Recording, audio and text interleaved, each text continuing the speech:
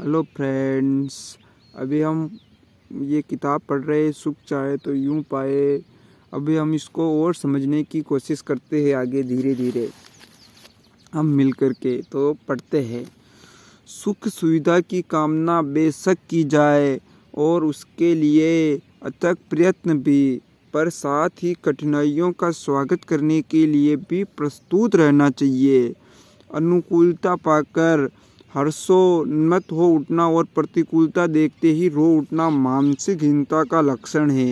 यानी हमें सुख में तो हम प्रसन्न हो जाते हैं और दुख आते ही हम रो उठते हैं, तो ये मानसिक हीनता का लक्षण है, यानी कि नीचे लेवल का मन है। मनोहीन मनुष्य संसार में कुछ भी करने लायक नहीं होता। वह जीता जरूर है। जिसका मन हीन हो गया है वो कुछ भी करने लायक नहीं होता है। वो जीता जरूर है लेकिन मृतकों से भी बुरी जिंदगी। जिसका मन, इसीलिए मन को हमेशा, मन कहा है महान लोगों, मन पर काम करो, मन को समझो। लेकिन मृतकों से भी बुरी जिंदगी। जिसका हृदय विषाद से आक्रांत है, चिंताओं से अभिभूत है, उसका जीना जीने में नहीं गिना जा सकता।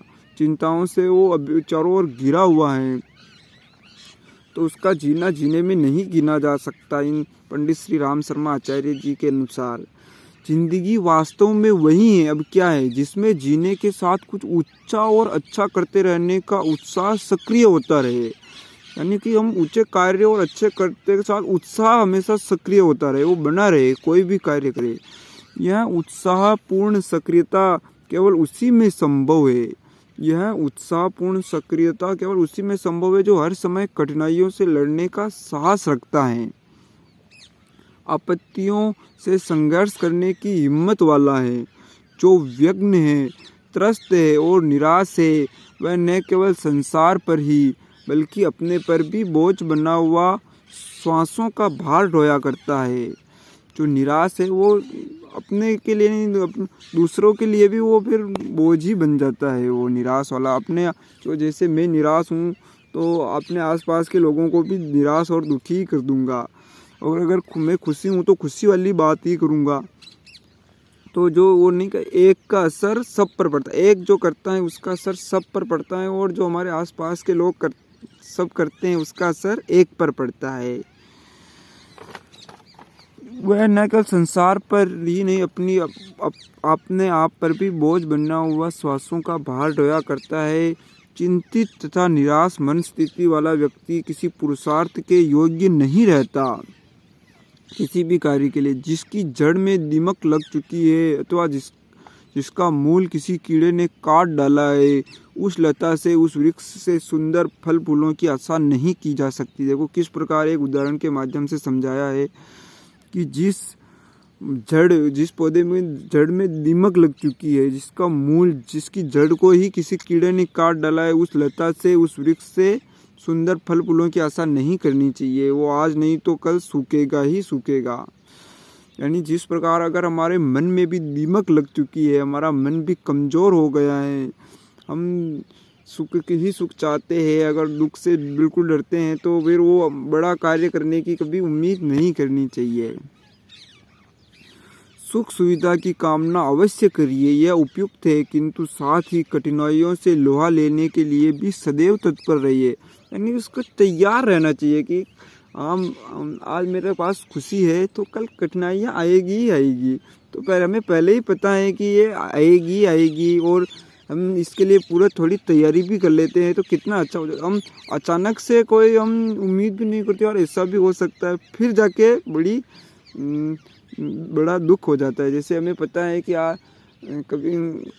कल हमारा कोई किसी प्रिय की डेथ भी हो सकती है, तो हमें पता है ये, तो इसके लिए अब हम अचानक से हम जो ये कैसे हो सकता है, जो होना है वो तो होगा ही होगा ना।